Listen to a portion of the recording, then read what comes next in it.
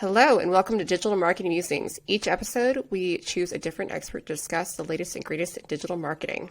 Today, we're sitting down with Marian Gendron, better known as M in her professional life, to talk about digital marketing trends identified in Merkle's Digital Marketing Report for Q2 2021. I'm Gaia Reed. And I'm Andrea McCartney. And this is Digital Marketing Musings.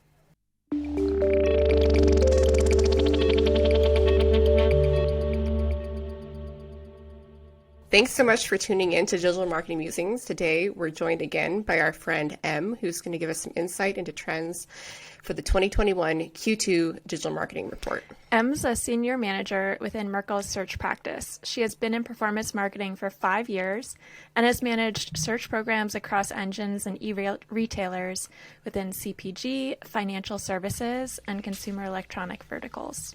Welcome to our show, M. Hi, thank you for having me. So remind us, what is the Digital Marketing Report? Sure. It's basically just our pulse on media and analysis of ad spend and traffic variation across our channels and verticals to keep our clients and in-house experts informed. Fantastic. So I'm very curious, what did we see for trends in terms of paid search for Q2? Yeah, let's dive into it. So starting off with paid search, which is a really great indicator of what's going on across the digital landscape, just given the user priority for the channel. It's user initiated and we pay when the users do confirm that is the ad they wanted to see. We're able to leverage those insights, not just across Google on the paid and organic side, but more broadly about what's going on in our digital world. So overall, less people are searching this year than last, partially due to users spending less time online now on the other side of lockdown. But despite fewer available searches, or demand as we tend to think of it as, ad spend grows to afford a 35% higher CPC. And this is a trend that persists across both text and shopping ads on Google. Looking into the competitive pressure driving CPCs, we often look at Amazon's presence in Google auctions across these two ad formats. Specifically within the text ad landscape, Amazon maintained their impression share at 21%, despite Prime Day being moved forward in the year up to Q2 within the month of June. Walmart and Target were found to be more aggressive in this space than Amazon during this time, which is a really sharp change within the competitive landscape, specifically for those text ads.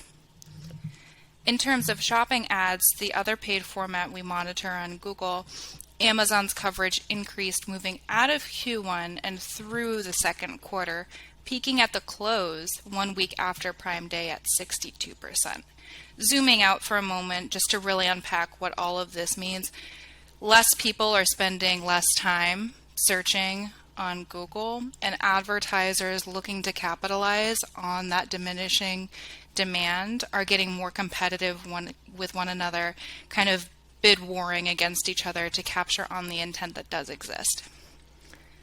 I can only speak from personal experience, but I've definitely spent less time online over the past few months as I've been vaccinated and able to move throughout the world a little bit more freely. So definitely hits home over here. Likewise. So what are we seeing on the organic side? Are we seeing similar decreases in search volume? Absolutely. On the flip side of Google, thinking about the unpaid format, what we call organic, visits decreased 10% year over year for the quarter, which is actually the first decline after 4 quarters of year over year growth, with traffic on desktop and mobile falling together. So alongside with fewer visits or less volume, as we'll think of it as, the engagement on the available volume did weaken in organic. CTR, our click-through rate, how we measure the engagement of the ad visibility to the ad click, decreased across all devices, most of all desktop, evidenced with a 25% decrease year over year. In terms of share of organic, mobile is now at 61%, a slight 2% bump quarter over quarter, steered by the phone device specifically, whereas tablets saw the biggest hits, as searchers are getting outdoors and enjoying the warmer weather on the go as pandemic restrictions lifted. like you mentioned, we're all a little bit more social now. We're getting outside beyond our devices, and we're spending time with those that we enjoy the most, not just through the screen online anymore. So I know you've mentioned Amazon a bit already, but what sort of trends are we seeing for Amazon ads in Q2? Yeah, so both main ad types increased spend this past quarter. Sponsored brands led the way in spend growth in April, with a year-over-year increase of 63%, compared to sponsored products ad spend growth of 18%. The impact of COVID is definitely seen here as Amazon experienced fulfillment issues in April of 2020, making the growth of this past April in 2021 more pronounced. May did bring slight growth declines across both sponsored brands and sponsored products, and this shift could be in part due to the lingering effects of the COVID pandemic, but also with shifting demand. However, taking a step back from an advertiser investment perspective, with the news of Prime Day moving up in the year, advertisers were probably reserving some funding to sponsor that shopping event, wanting to pace a little bit slower, or as we say, colder, to then further ramp up later in the quarter for the month of June to capitalize off of intending demand on Amazon. Amazon really kickstarted the back-to-school shopping season extremely early, I feel like. That's a really good point. Yeah. Yeah. So, rounding out performance media, what about display and paid social? What did we see on those channels? We continue to see cost efficiency trends from last DMR, with Instagram CPCs becoming increasingly more efficient month over month, quarter over quarter, while Facebook is the inverse, trending more expensive as time goes on due to the competition. Outside of Facebook-owned platforms, the third share of ad spend shifted from LinkedIn, which had dominated much of the pandemic as the third contender for social ad budget, to now TikTok. So TikTok replacing LinkedIn for that third shareholder position, which just signals advertisers are catching up to user behavior, meeting them in their platform within their moment of intent. But what's really important to keep in mind, while in aggregate for the quarter, TikTok did earn that third spot, TikTok has actually been on a market quarter over quarter decline. So it just goes to show you that third share of budget is really diminishing if the partner that's seeing the sharpest deceleration is edging out LinkedIn, the professional social networking site, for that same spot or share of budget. I'm actually really surprised that LinkedIn is declining, just because I feel like there's been so much transition in terms of jobs over the past few quarters that I feel like LinkedIn would probably be, if anything, increasing, but the exact opposite. It could be an indication of employees having made that transition already, or at least advertisers finding a diminishing return on the ad spend that they invested on the platform in a time of professional transition. Very true.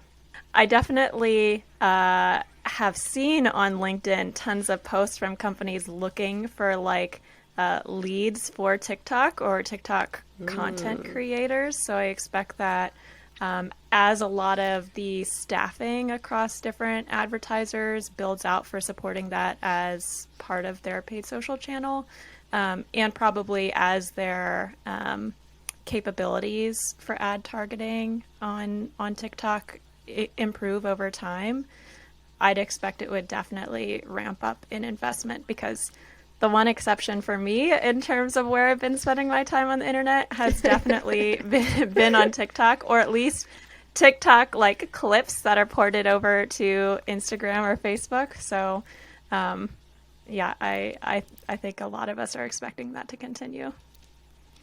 I can certainly resonate with you, Gaia, on that point. I have not downloaded TikTok, but I am a sucker for TikToks on Instagram Reels.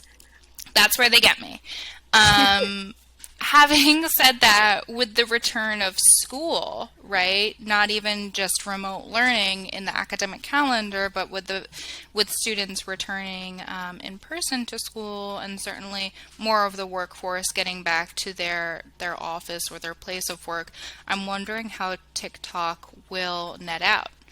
If the platform will adapt, if the advertising capabilities will adapt to continue to capitalize on intent and where users are spending their time, their attention, and kind of their spending, their consumer habits, if that's something that TikTok can and will accommodate in the near future. Yeah. And of course, there's always the Delta variant to keep in mind in terms of how quick will that transition really be. But I think we're all keeping an eye out for that. That was definitely a lingering question as I was writing the digital marketing report for this quarter. Just as we're analyzing Q2, the rebound, or at least the acceleration towards a new normal, how is that going to shake out for the quarter we're actively in, right before the holiday shopping season next quarter?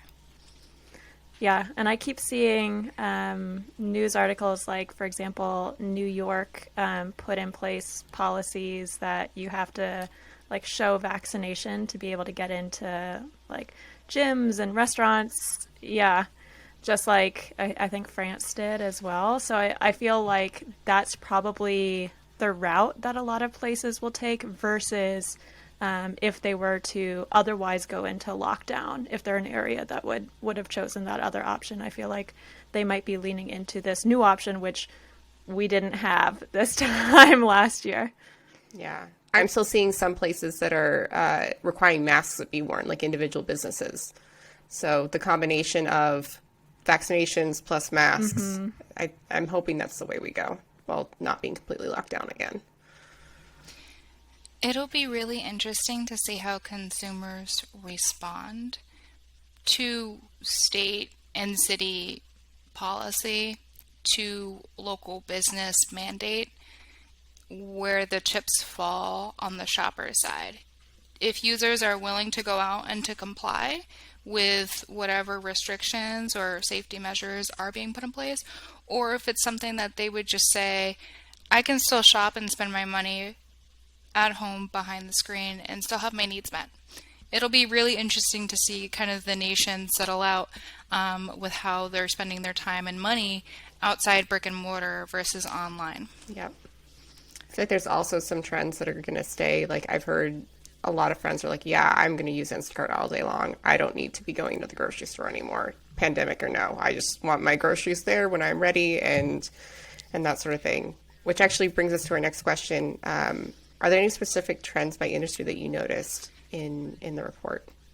Yes. So as predicted, travel made its long-awaited comeback, finally. Clicks increased unstable CPCs in paid search, while organic logged nearly a 3x increase in visits within the travel vertical. So phenomenal performance. But on the flip side, several verticals were in contrast. Retail, CPG, financial services, and nonprofit all saw dramatic CPC increases while declining organic visits in the same period. And this just goes back to an earlier point we made. There is a signal of lower demand, and advertisers are fighting with their bids to capture the fewer intenders that are available in the quarter. I have only just recently purchased my first airline ticket back since the start of the pandemic. I definitely have like all of my fingers and toes crossed that things don't shut down again, so that I don't have to cancel it. But I'm definitely right there with you on the travel vertical. Are there any other trends that really surprised you or you weren't expecting to see in place? Yeah, so let's go back to Amazon for a minute. Prime Day, as we had mentioned, had been pulled up to earlier in the year instead of being in October Q4 like it was last year, but more historically being in Q3 within the month of July. That's a huge surprise, and it was certainly an adjustment for us advertisers having to, within the quarter, adjust our spend and adjust our investment strategies. But beyond that, performance, sponsored brand ads experienced the lowest growth rate in recent years within the month of June, within that rescheduled shopping holiday, with clicks at 28% and sales at 53%. So we're still on a growth trajectory, but it's rapidly decelerating in a way that signals a lower purchase rate. When click volume doesn't scale to an investment, we're seeing that disproportionality. It signals that there's a lower intent on the demand that we are capturing. They're not converting at the same strength, at the same rate that previously they had been. This is an ongoing trend that's accelerating. Still growth, right? And ad investment and click and sales, but just not at the same tightness of strength along that curve.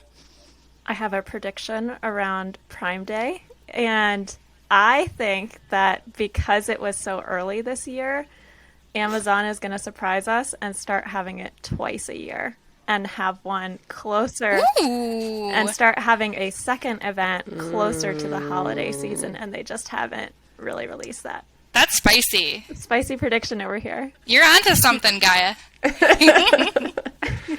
I mean, they wouldn't be the first retailer to have a semi-annual sale. So, although I would say that Amazon definitely drives a lot of visibility, and I never cease to be surprised at like the fact that we're talking about like Amazon Prime Day with other retailers of like it's an event that we need to be ready for. But I like where your head's at, Gaia. Do you have any predictions for the next DMR? None as good as Gaia's, to be honest. We did talk about the Delta variant. I would expect some fluctuations there. We'll see how consumers respond to the public health situation and how we're being mandated by businesses as well as governments too. But I would add, this was the quarter that we learned about the delay of the cookie depreciation. So I would expect advertisers to make the most of these remaining third-party data days, year and a half.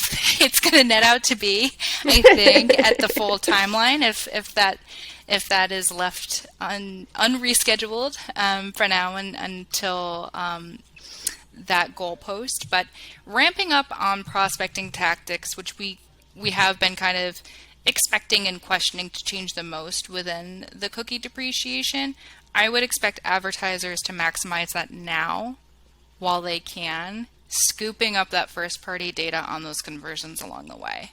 So while we still have it, I think we'll see more ad spend there, getting users, getting consumers to buy within the brand universe and to stay as brand loyalists and repurchasers, just to enhance the first-party data integrity there.